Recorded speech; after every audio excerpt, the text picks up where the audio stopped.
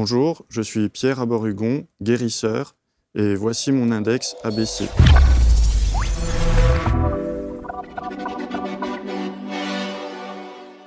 Vous voulez développer un charisme magnétique qui attire naturellement les opportunités et transforme votre quotidien?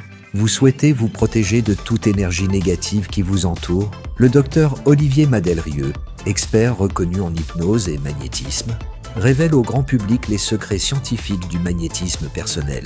Dans ce webinaire exclusif et gratuit, découvrez comment maîtriser les 4 éléments du magnétisme, amplifier votre énergie vitale, créer une protection énergétique puissante et expérimenter en direct l'exercice de la boule de feu.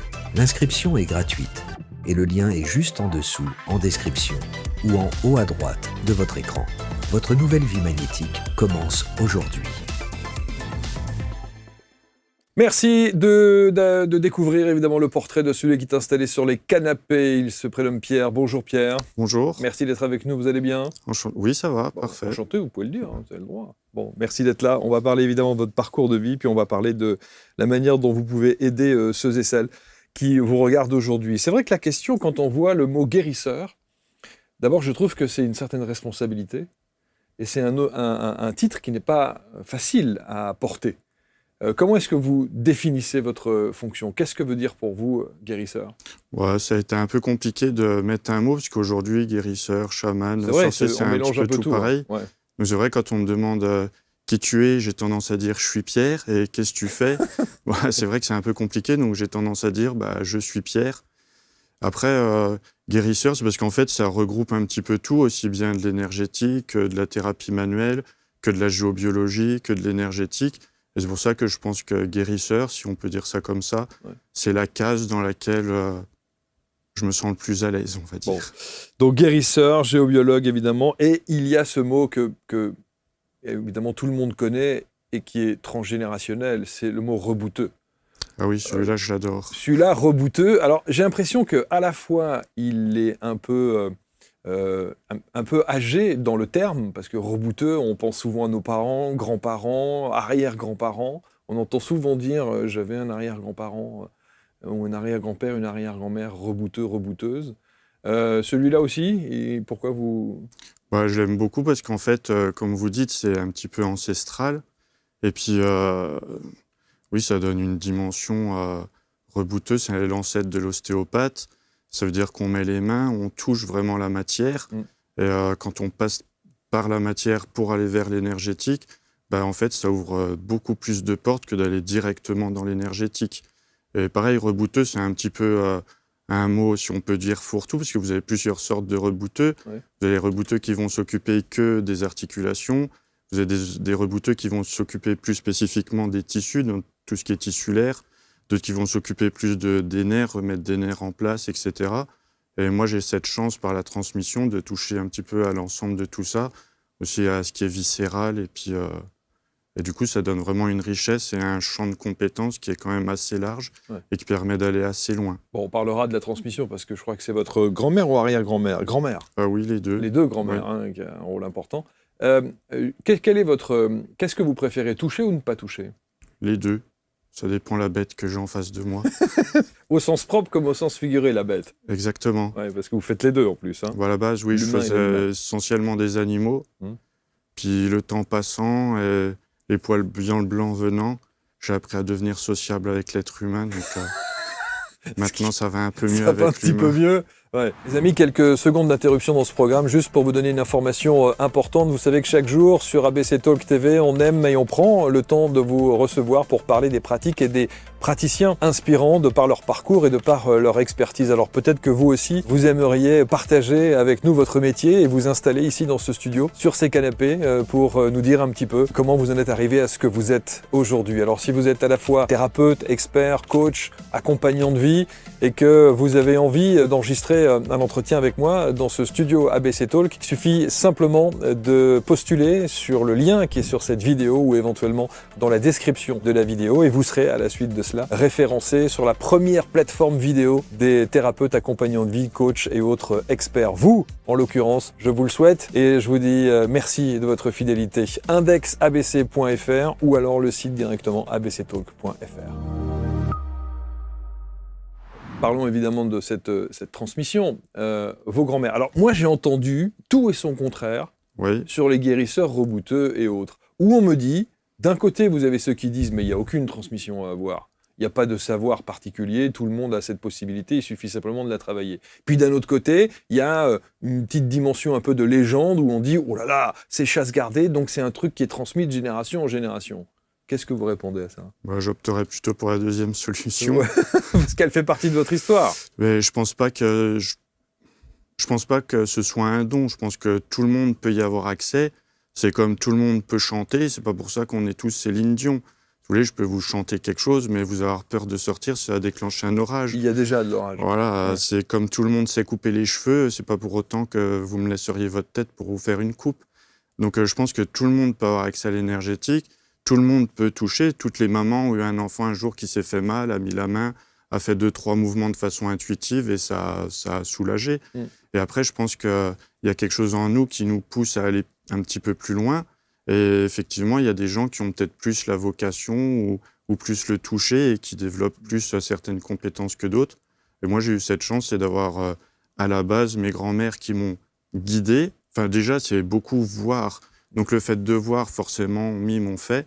Puis après, on est guidé. Puis après, tout au cours de mon parcours, j'ai rencontré des gens, enfin, on pourrait dire des êtres, parce que c'est au-delà que simplement des gens, avec qui on a des échanges. C'est-à-dire qu'on transmet une partie de ce qu'on sait, ils nous retransmettent. Et puis, du coup, ça permet d'évoluer. Et je pense que ce qui est magique dans ce domaine-là, parce qu'on ne peut pas appeler ça un métier, c'est plus une passion, c'est que vraiment, c'est l'expérience et l'aventure qui fait qu'on se forge, parce qu'en fait, on n'a jamais fini d'apprendre. Et en fait, quand on fait quelque chose, à chaque fois, c'est une nouvelle aventure, c'est une nouvelle découverte, et ça permet à chaque fois d'aller un petit peu plus loin. Mais ça veut dire que le mot transmission, en fait, il n'y a pas nécessairement vous auriez pu, sans vos grands-mères, apprendre, et en tout cas développer cette faculté-là. Oui, je pense que la transmission, si on pouvait traduire ça, c'est plutôt une façon de guider et de soutenir. Mais je pense que tout le monde est capable de le faire. Et après, si les gens ils veulent aller plus loin, à ce moment-là, effectivement, c'est bien d'avoir quelqu'un qui guide ou qui peut donner des explications pour aller plus en confiance. Parce qu'aujourd'hui, on a plein de gens qui se forment à beaucoup de choses, C'est vrai. qui se retrouvent sur le terrain et quand ils sont face à quelqu'un, ils sont désemparés parce qu'ils ne savent pas par quoi commencer ou ils ne sont pas vraiment sûrs d'eux. Et si ces gens, ils avaient la chance d'avoir eu, comme moi, quelqu'un pour les guider, ça ferait sauter certains leviers et ça pourrait peut-être accroître leurs résultats, du coup. Ce qui est assez fascinant dans votre histoire, c'est que vous avez non seulement une, mais deux grand-mères. Ah oui, une guérisseuse et une sorcière. Donc ça permet de savoir faire les deux. Une sorcière au sens propre? Oui, si quelqu'un vous emmerde, vous allez la voir, enfin vous alliez la voir et elle s'en occupait, quoi. Mais jusqu'à la magie noire? Vous appelez ça comme vous voulez, parce que moi, dans ma vision des choses, le bien et le mal n'existent pas, c'est juste une vision de votre esprit, donc si vous voulez appeler ça de la magie noire, oui, vous mais pouvez, c'est quand vous dites votre grand-mère, c'est-à-dire vous alliez la voir, quelqu'un allait la voir en disant, lui, il faut s'en occuper. Voilà, mets-le hors d'état de nuire. Mais non. Et alors, elle faisait quoi? Ce qu'il fallait. C'est-à-dire? Alors, quand on dit magie noire, c'est pas quand on dit mettre quelqu'un hors d'état de nuire, c'est pas forcément le zigouiller. C'est faire en sorte, par exemple, soit de couper des liens pour qu'il se détache de vous, et que du coup, il n'ait plus d'attention sur vous, ou qu'il n'ait plus des pensées négatives sur vous. Voilà, déjà, ça c'est... si vous voulez appeler ça de la magie noire, vous pouvez, mais quelque part, c'est faire le bien. Elle fait quelque chose pour détacher l'attention, pour qu'il lui foute la paix, si on veut dire ça comme ça. Et si ça ne suffit pas, ça peut aller plus loin. Est-ce que vous bénéficiez aujourd'hui de cet héritage? Bien évidemment, mais c'est ce qui donne la richesse, c'est de savoir faire les deux, puisque dans la vie, tout est une question d'équilibre. Si vous savez ce qui est chaud, c'est que vous savez ce qui est froid.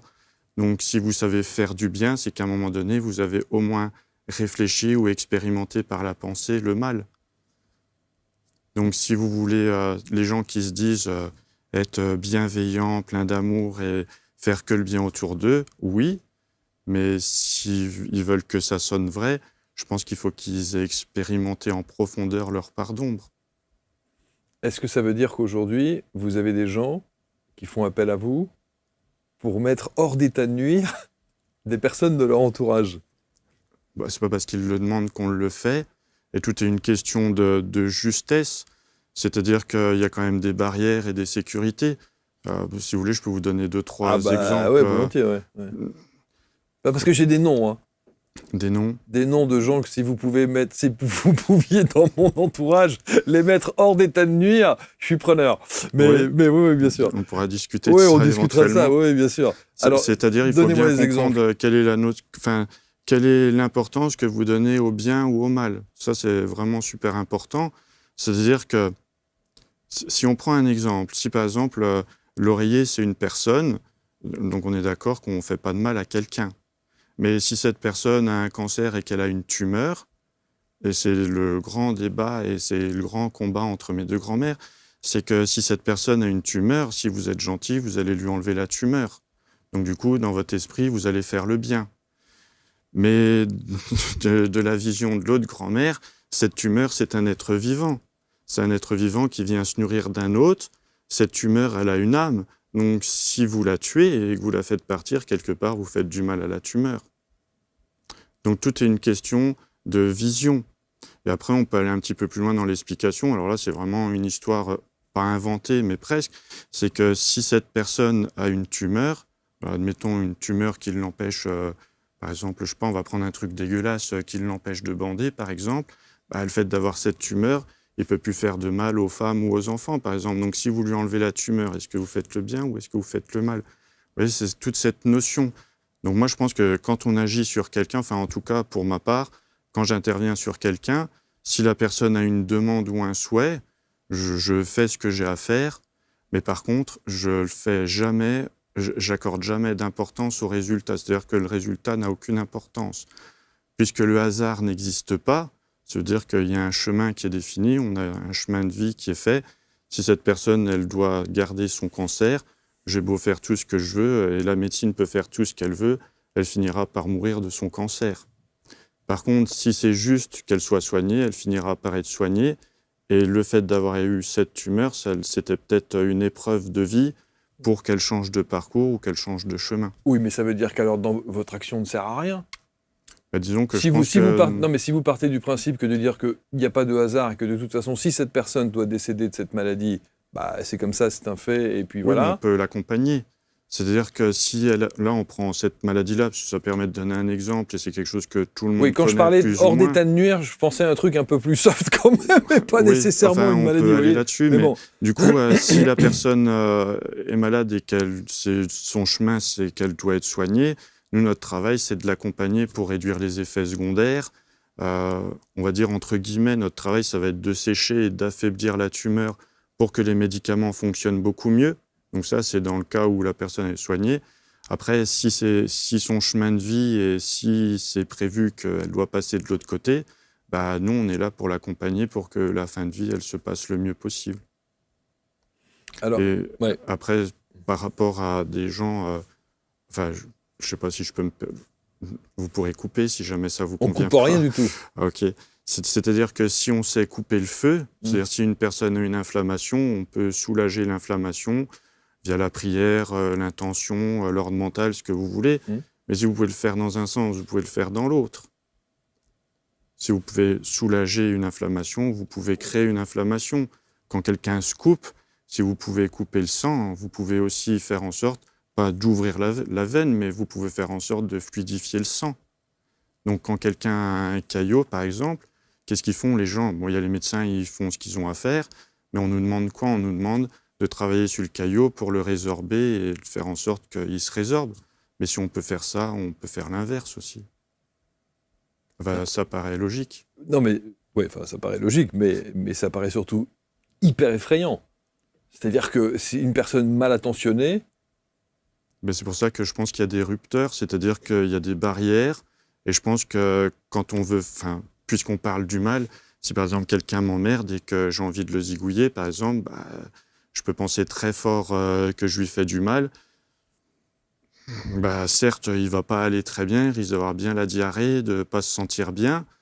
Pourtant, il ne va pas mourir. Par contre, après, il y a des leviers. Et là, effectivement, on rentre dans la magie noire. Ça veut dire qu'on va au-delà de ce qui était prévu, on va dire, par le chemin de vie. Et à ce moment-là, oui, effectivement, ça ne se fait pas, normalement. Normalement. Mais ça veut dire que vous avez des limites. Oui. Oui. C'est pas un oui franc du collier, ça. Ça veut dire- Oui, quand même. Oui, Quand même, bah, parce que c'est super flippant. on a des limites morales quand même. Non, mais d'accord, mais ça veut dire, vous vous rendez compte, ça veut dire qu'aujourd'hui, le pouvoir, pardon, mais que vous avez, Je pense pas que ce soit un pouvoir, je pense bah, plutôt que si c'est vous une avez quand même- capacité. C'est si une vous avez, bon, la capacité qui se capacité, développe. voilà, on joue sur les mots, mais si vous avez cette capacité de pouvoir intervenir sur telle ou telle personne jusqu'à une possibilité, une réaction physique de cette personne, Oui, c'est quand même bah, dans, puisqu'on dans le l'a mauvais dans- sens, j'entends. Dans le bon sens, Oui. c'est formidable, mais dans le mauvais sens, vous pouvez intervenir jusque là. Je voudrais pas vous faire peur, mais oui. Et alors, votre éthique et votre déontologie, puisque vous ne savez rien. Je suis pas médecin, je Non, sais mais- pas lire et écrire depuis longtemps, donc l'éthique, c'est la mienne. Hein. J'ai pas d'éthique comme un médecin. Oh non, on est d'accord, mais ce que je veux dire, c'est que votre éthique, à un moment donné, vous dit non, je vais pas faire ça, ou je vais pas aller jusque-là quand même. Oui, bien évidemment. C'est logique. Oui. Vous me faites peur. Bon. Non, imaginons évidemment que nous ne nous adressons qu'à des gens bienveillants, qui ne veulent que l'amour, qui ne veulent évidemment que propager du positif et des choses Oui, mais je belles. pense qu'à un moment, il faut sortir du monde des bisounours. Les gens, ils croient que quand on est dans la thérapie, on va sauver le monde, il n'y a que des choses bien. Mais on a quand même plus de choses dégueulasses qui défilent dans nos cabinets toute la journée que des choses agréables. Je veux dire, on a quand même la misère du monde qui défile, donc il faut quand même Sûr. être bien armé. Et bon, là, on parle de faire du mal, mais c'est toujours pareil, c'est une question de vision. Et qu'est-ce que vous mettez derrière le bien, qu'est-ce que vous mettez derrière le mal? Par exemple, on travaille en géobiologie.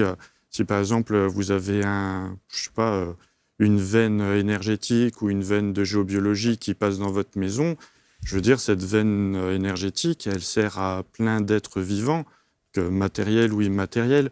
Donc, si elle a un effet néfaste pour vous qui vivez dans la maison, ben, on peut dévier cette veine, on peut l'annuler, on peut la transformer. Mais ça veut dire on fait quelque chose de bien pour vous, mais pour tous les autres. Est-ce que c'est bien? Quels autres?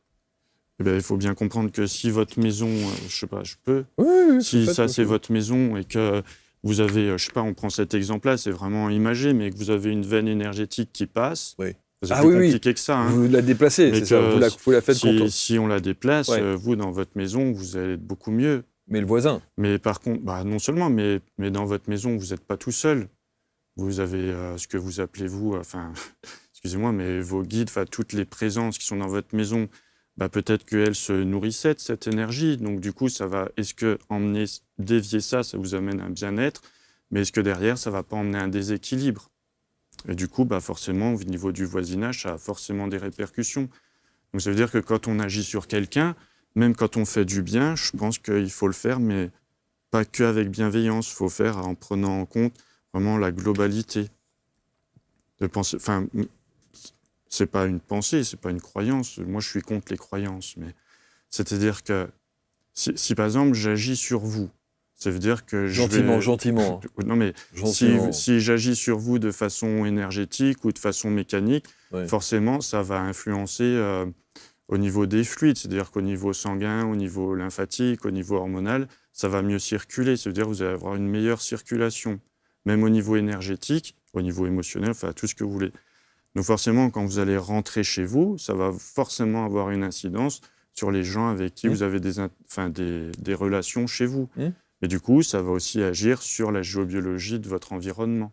Parce que énergétiquement, ça va avoir un impact. Il est minime, mais il a un impact quand même. Donc si on prend l'effet inverse, ça veut dire que quand on agit sur une maison, au niveau géobiologique ou au niveau énergétique, bah forcément, ça a une incidence sur les personnes qui y habitent. Alors, ce qui est valable pour la maison, ce qui est valable pour l'humain, est aussi valable pour les animaux. Tout fonctionne de la même De façon. la même manière. Donc, si vous intervenez sur les animaux, par voie de conséquence, Oui. il peut y avoir une réaction, une influence sur les humains, voire même... Oui, ce qui est super intéressant avec les animaux, c'est qu'ils ne sont pas influençables. On peut les hypnotiser de façon via ce qu'on peut appeler l'hypnose non verbale. Moi, j'appelle ça faire un envoûtement. J'ai appelé ça comme ça, j'ai appris ça comme ça. Mais ça se rapprocherait de l'hypnose non verbale. Donc, on ne peut pas induire des pensées chez un animal, alors qu'on peut chez un être humain. C'est-à-dire, par exemple, j'ai cet exemple-là, souvent, quand on va pour des vaches, par exemple, qui sont dans des stabulations, c'est des grands bâtiments, j'ai le cas il n'y a pas longtemps, toutes les bêtes étaient en permanence du même côté du bâtiment. Donc pour donner à manger, c'était compliqué parce qu'elles ne voulaient jamais aller au bout. Et du coup, on a piqué des aiguilles de cuivre, enfin, on fait ce qu'il y a à faire, et on revient, et là, les vaches, elles sont partout. Donc là, quand c'est un être humain, on peut lui dire, bon, bah, je vais faire ça, ça, ça, tu vas ressentir ça. Donc ça peut influencer. Des vaches, on ne peut pas leur dire, eh oh, j'ai piqué une aiguille en cuivre, vous allez aller là-bas.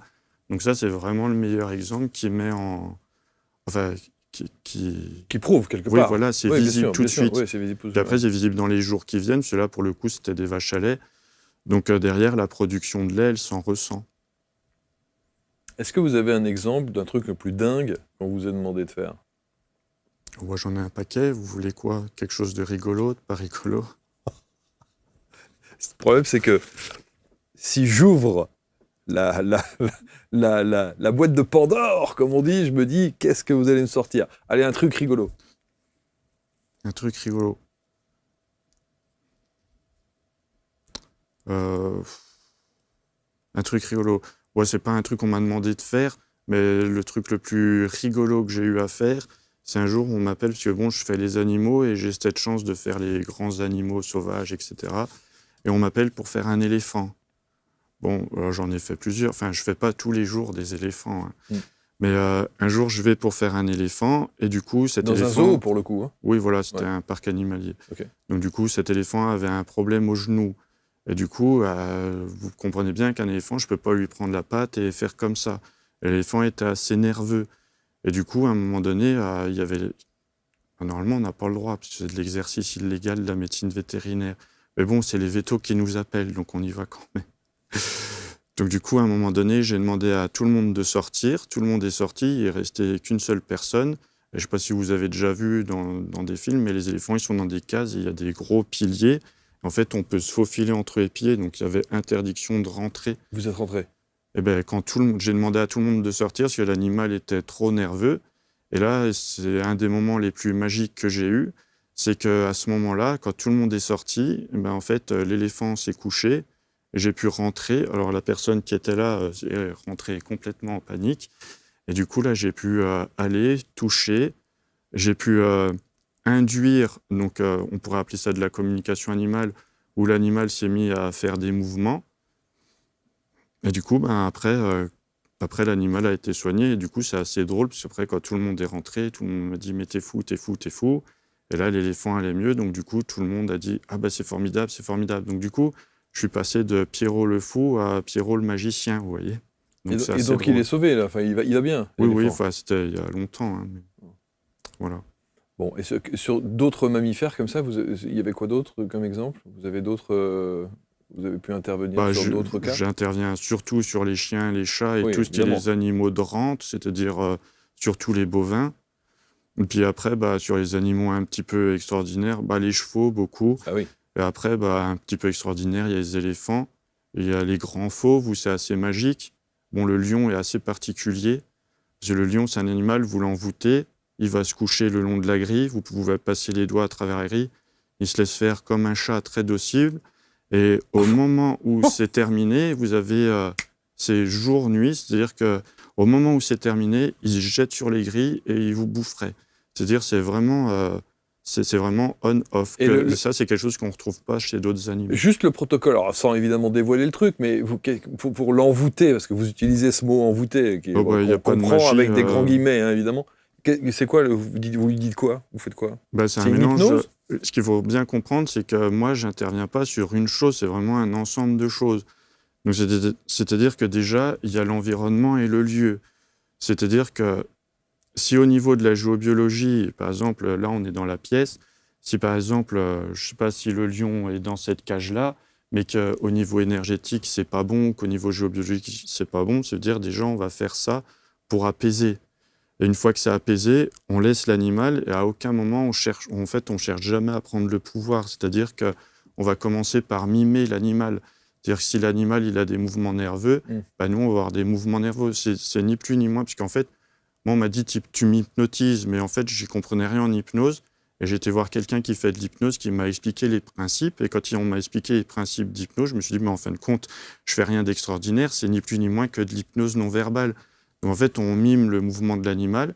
Et il arrive un moment où c'est un moment charnière, où en fait l'animal, il se met à se caler sur votre rythme. Et au moment où l'animal, il se met à se caler sur votre rythme, en fait, c'est vous qui menez la danse et qui la menez petit à petit.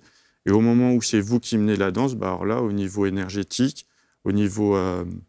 comment on va dire, pas intuition, mais Perception. induction, on peut induire au niveau énergétique des choses et puis les confirmer. C'est-à-dire que quand l'animal se calme, on va confirmer. Alors on lui dit pas oui, c'est bien, c'est pas de l'éducation positive. C'est-à-dire qu'on va envoyer quelque chose d'énergétique qui est agréable. Donc du coup, l'animal, il va continuer dans cette phase et petit à petit, on peut l'amener à se coucher.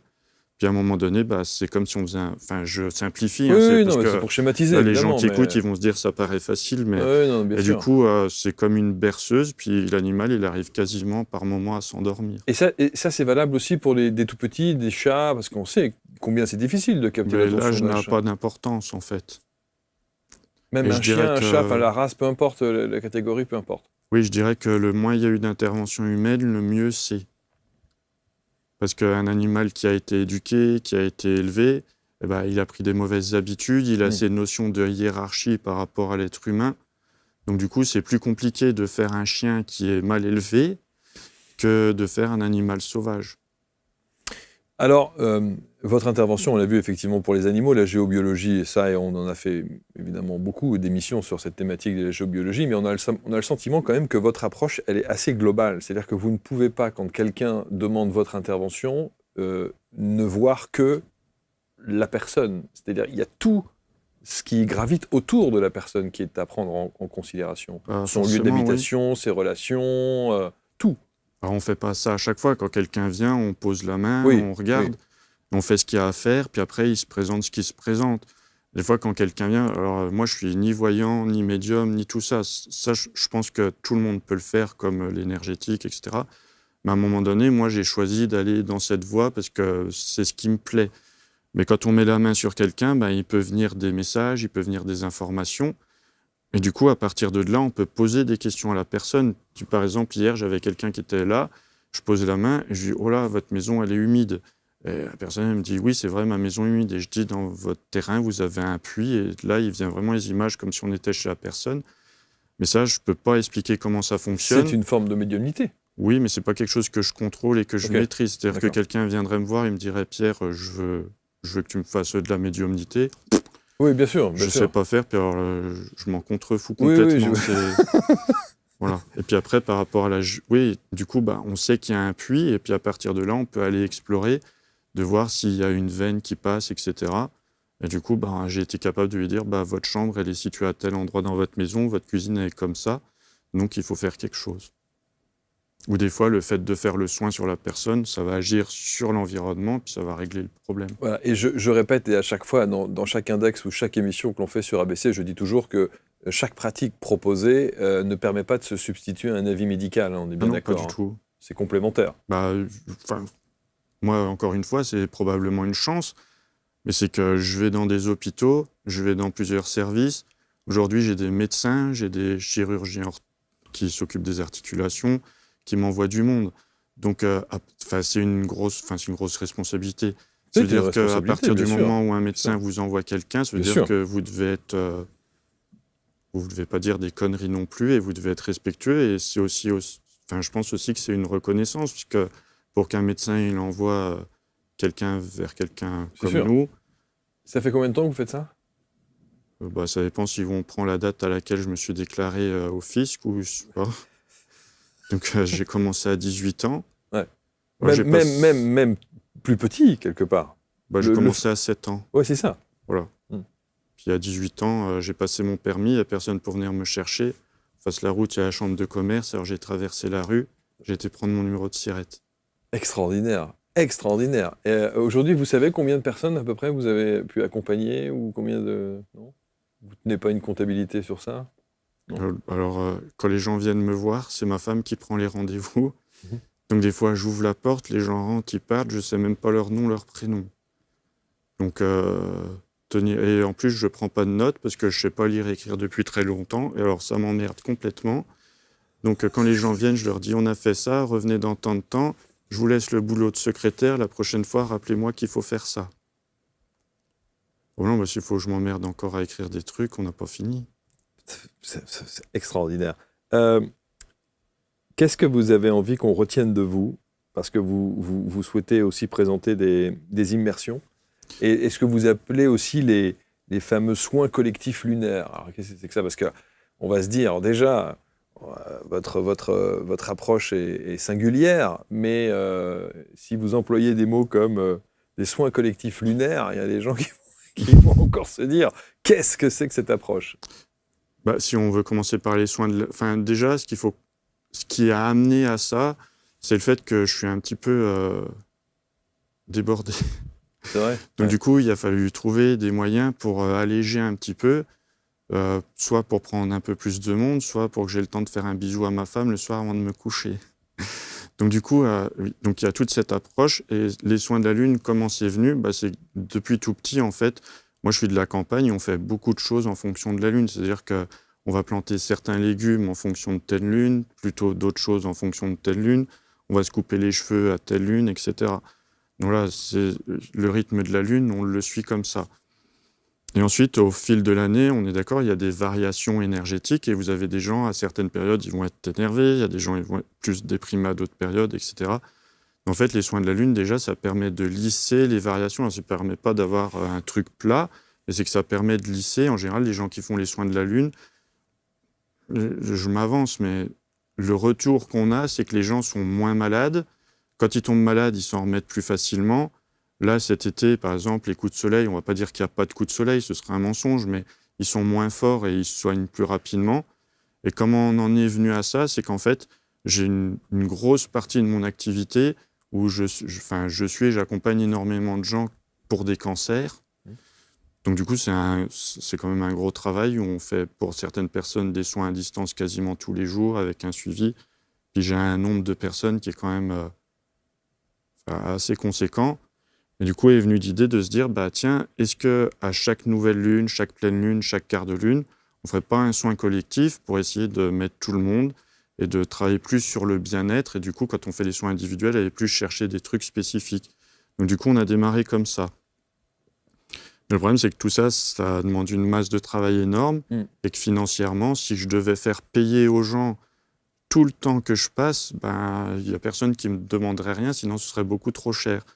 Et du coup, ça a démarré comme ça, c'est qu'un jour, pour une pleine lune, il y a des gens, ils m'ont dit « Oui, pour la pleine lune, on sait que tu fais… » Alors du coup, j'ai dit « Ok » et j'ai demandé aux gens une participation et tout le monde a participé. C'est de là que c'est venu. Où, en fait, on a mis en place les soins de la Lune. En fait, tous les gens qui participent aux soins de la Lune reçoivent les soins de la Lune.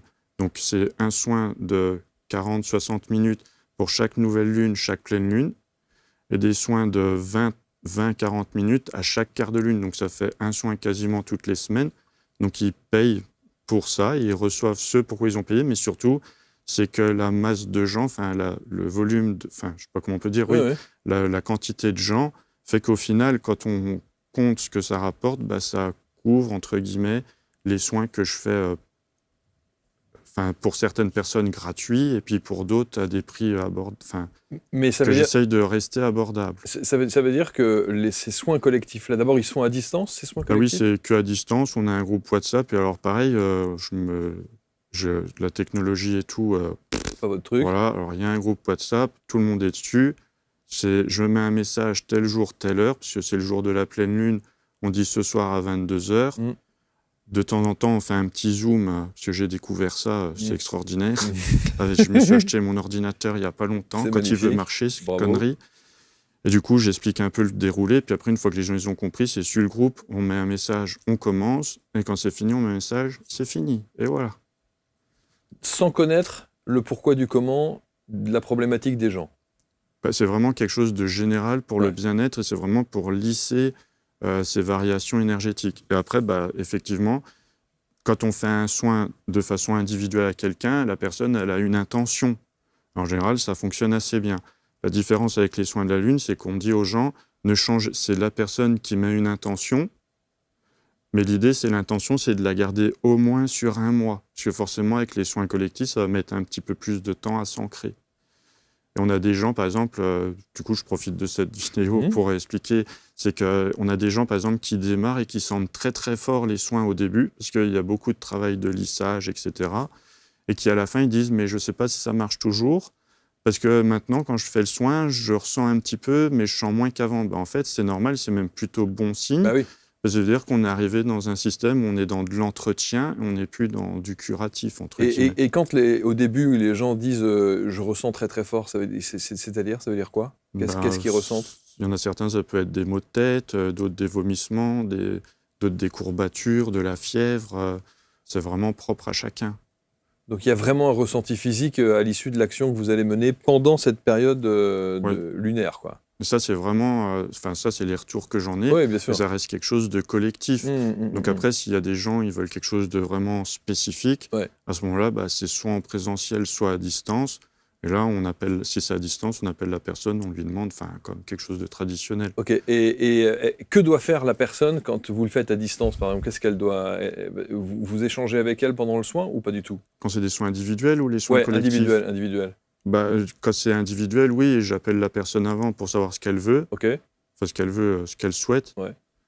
Des fois, ils souhaitent quelque chose, mais en fait, on fait autre chose. Et puis après, l'idéal, c'est que la personne, elle soit allongée ou assise. Ah, elle doit quand même... Donc, voilà, comme ça, moi, ça m'aide dans mon travail. Elle va pas faire ses courses ou elle prend pas la voiture, c'est ça que je veux dire? Elle pourrait, mais c'est mieux qu'elle reste en place. Ok. Puis après, quand j'ai terminé, je mets un message « j'ai fini ». Et voilà. Et je sais que ça choque beaucoup de gens, mais je ne fais jamais de retour sur mes soins. Ou du moins jamais les premiers jours. Pas de débrief, pas de... Non, surtout pas. Non. Parce que je veux surtout pas influencer les gens. Ce serait facile, hein.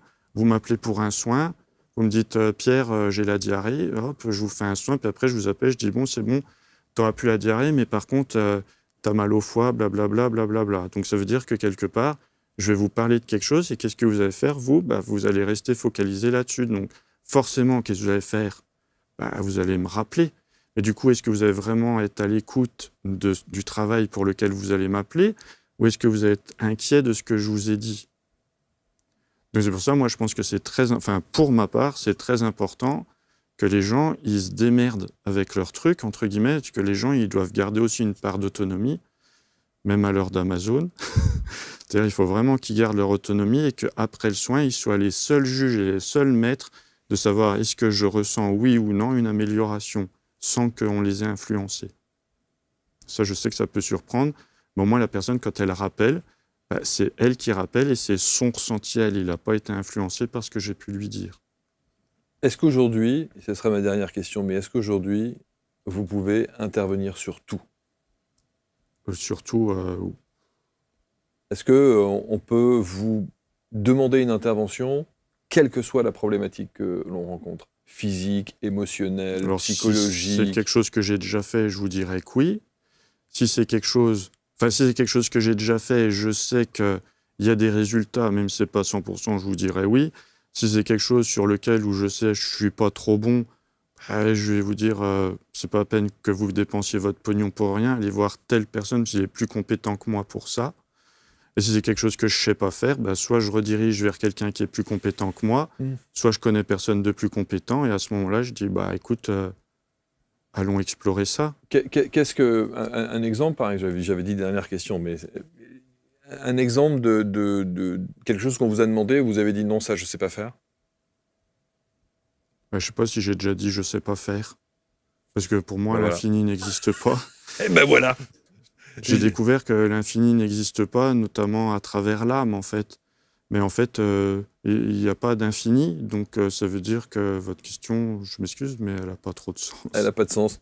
Ta question n'a pas de sens et je trouve que c'est la meilleure façon de terminer cette interview. Voilà, en tout cas, on va mettre autour de la vidéo tous les liens pour rentrer en contact avec Pierre. J'imagine, moi je trouve que dans le process, ce serait intéressant déjà de faire peut-être ce soin collectif, de tester ce soin collectif que vous proposez à chaque lune ou mouvement lunaire. Oui. On peut dire ça, on peut déjà commencer par tester ça. Et puis après, peut-être approfondir si vous avez envie d'aller plus loin. En présentiel. Alors, il faudra venir en Bourgogne, c'est ça? Vous êtes en Bourgogne? Pour les soins, tout ce qui est, ce qu'on peut appeler les soins, c'est soit en Bourgogne, voire après, sinon je me déplace dans toute la France et les pays limitrophes. Donc ça, il faut appeler, il y a des dates. Puis après, autrement, comme on a beaucoup de travail, ce qu'on a mis en place, c'est qu'on a mis un système, entre guillemets, d'immersion. C'est-à-dire que les gens, ils viennent pendant une semaine coupés du monde. C'est-à-dire qu'ils logent sur place, ils mangent sur place. Et là, l'idée, c'est de transmettre aux gens. Alors, il y a deux formules. C'est soit ce qu'on appelle l'immersion, c'est de transmettre aux gens, soit, on va parler du premier niveau, c'est tout ce qui est articulaire, c'est comment remettre ses propres articulations. Par exemple, comment travailler ses articulations des doigts, comment se remettre une vertèbre soi-même. C'est-à-dire aujourd'hui, même un ostéopathe, est-ce qu'un ostéopathe peut travailler ses vertèbres soi-même? Il n'y en a pas beaucoup.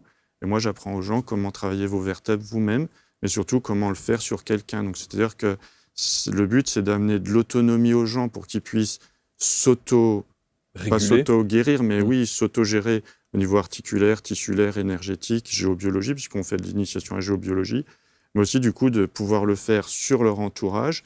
Et puis après, si les gens ils veulent, soit se lancer dans la thérapie, ou alors sinon on a des gens qui sont thérapeutes, qui viennent se former. On a même aujourd'hui des médecins, des ostéopathes qui viennent nous voir. Eh ben bravo. Que diraient vos deux grands-mères de vous?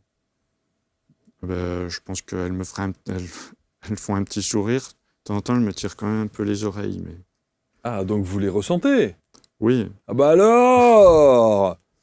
Vous me dites, moi j'ai pas de médiumnité, je ressens rien de particulier, mais bien sûr que oui. Je ressens ce qui doit être ressenti, mais de moi-même, si vous me demandez communique avec telle personne, non, mais j'ai compris, probablement je pourrais le faire, mais c'est pas ma spécialité. C'est pas votre spécialité. Voilà, c'est déjà un peu plus nuancé que ça m'intéresse pas, comme vous m'avez dit tout à l'heure. Si, je m'intéresse beaucoup à ça, on a bien surtout compris. par rapport à ce que je vous disais avant, par rapport à l'âme.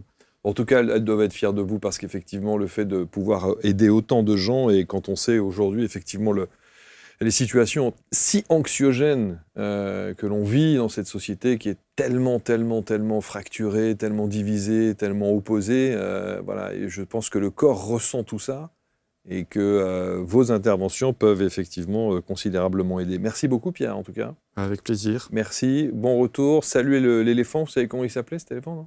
Je me souviens plus, c'était il y a très longtemps. Et le lion non plus? Je m'occupe pas trop des prénoms, ça m'intéresse pas. Il n'y a pas grand-chose qui intéresse Pierre, sauf le fait qu'il puisse éventuellement vous aider dans votre quotidien. Vous commentez avec bienveillance, vous partagez bien entendu, et nous on se retrouve très très vite pour un prochain Portrait Index. Merci à tous.